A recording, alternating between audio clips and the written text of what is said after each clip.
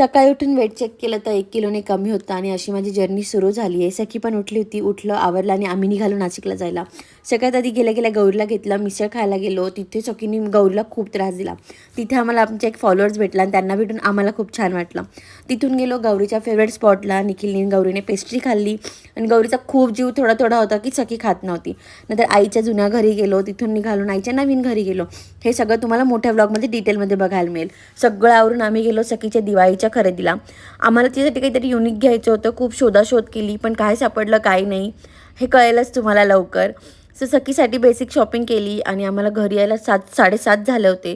एक तर येताना ट्रॅफिक लागली होती आणि खूप लेट झालं होतं म्हणून सगळे बाहेरच जेवायला गेलो. आता माझं तर बरं काही बंद आहे त्यामुळे फक्त मी शेवभाजी आणि दाल राईस खाल्ला. घरी आल्यानंतर निखिल बाहेर गेला होता आणि जेव्हा तो परत आला तेव्हा बघा त्याच्या लेकीची रिॲक्शन कशी होती. अजिबात होत नाही आम्हाला पप्पाशिवाय. रात्री पप्पाशी मस्ती करूनच आम्ही दिवस संपवतो. असा संपला आमचा हा